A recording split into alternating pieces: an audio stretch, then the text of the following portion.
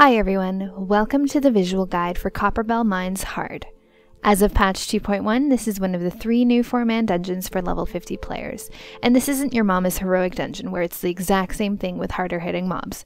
Instead, what we have here is a completely new dungeon with new encounters. How awesome is that? But enough blabber, let's get started. My name is Miss Tech, and I'll be your dungeon guide. Trash is pretty straightforward. You'll notice some pretty familiar faces from the original Copperbell mines. Sadly, you don't have to worry about anything bursting from the walls. It looks like most of the Gigas have already escaped their rocky prisons and spend their days patrolling the mines. Tanks, be sure to face most of these mobs away from your party as they do have frontal cones. In this section, the group is forced through an open area divided by collapsing rock that we have to break through, all while getting rocks thrown at our heads by these stupid dust bunnies and dealing with their reinforcements. This entire area serves as a mini gauntlet as groups of dust bunnies will continuously spawn until you move to the next section. Find a good balance between AoEing dust bunnies, killing the main mob, healing through the rock barrage, and destroying the rock piles, and you'll get through it with no problems. It sounds like a lot, but it's really not that bad. The dust bunny packs have very little health, and the rock barrage can be easily healed through. You'll come across a few more trash pools in front of a few more rock piles, but by now I'm sure you know what to do. The first boss is the MASTERMIND. Come on now, did you really think I was going to try to say that first name? You'll notice that the boss room is nothing more than a thin track winding over a huge chasm. Don't worry, you can't fall off. Trust me, I did try. The Mastermind's main mechanic is gradually flooding this entire track with deadly fire. On the pull, tanks can pull him halfway down the track, picking up the slimes on the way. The slimes have fairly low damage and can be AoE down before you focus the Mastermind.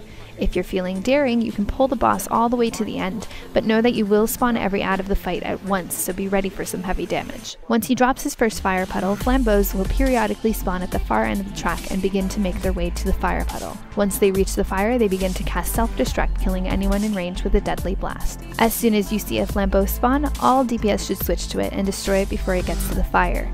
As you get closer to the end of the track, new ads will spawn.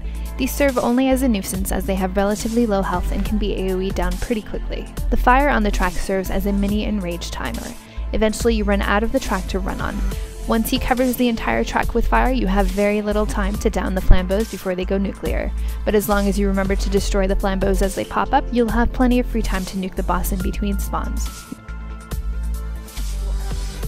Now, I'm pretty sure the new slime pet drops in this chest, but to be honest, I've only seen it once, and I've never seen it again since, so I may have been hallucinating that first time. In this next section, we help a group of miners destroy through another collapsed rock section. And by help, I mean we usually accidentally let them die because we're bad people? Just kidding.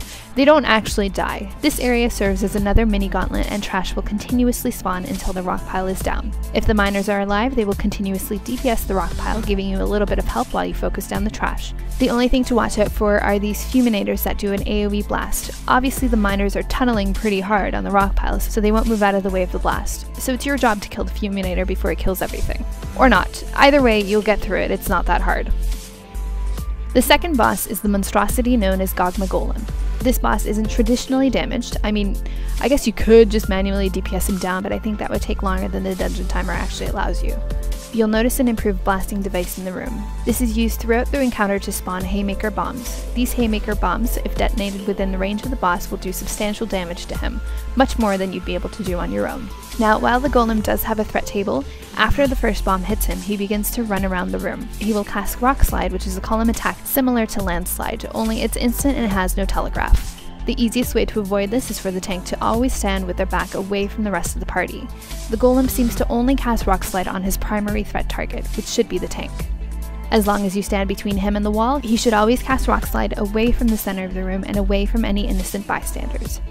Throughout the fight, ads will spawn that will fixate on a random player.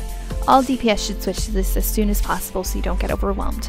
And be sure to dodge the ground AoE effects. Since the healer is probably handling the bomb mechanic, it's best to avoid any unnecessary damage. Now, let's talk about the bomb mechanic a little. After the initial bomb goes off, the golem begins to dance around the room, making it a little harder to aim your bomb placements.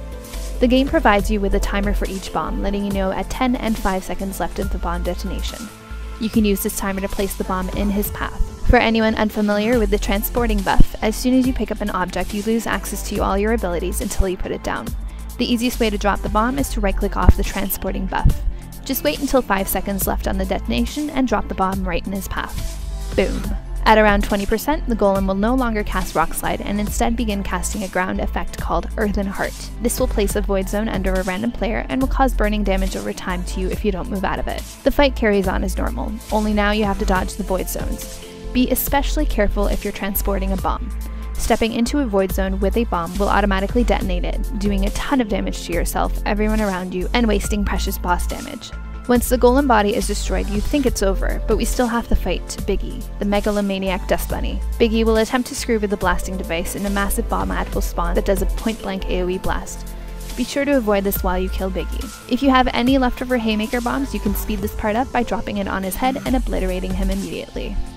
The last section of the instance is filled with more trash with more frontal cones and AoE effects to avoid. Nothing you haven't seen before. The last boss is OURANOS. You may notice he is standing in the middle of a sandlot surrounded by a suspiciously perfect ring of rocks.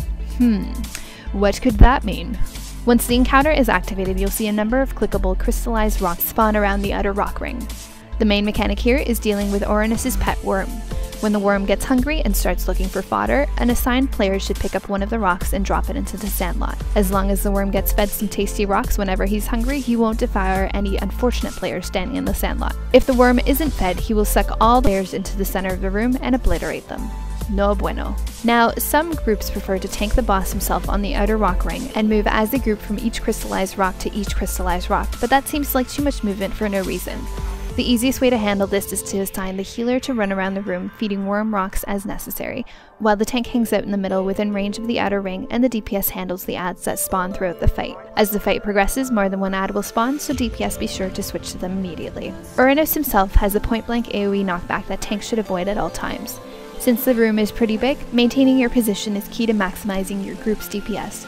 He will also do a ranged AoE cast that will put heavy on any player caught by the blast. Healers, be ready with your dispels. Continue to feed the worm and handle the ads until the boss is dead. And there you have it. Who knew Copperbell mines could be so much fun? A lot of the fights here are mechanic dependent, so if you're unsure about something, remember to ask your group. Or me. If you have any questions or comments, let me know. As always, thanks for watching. Till next time.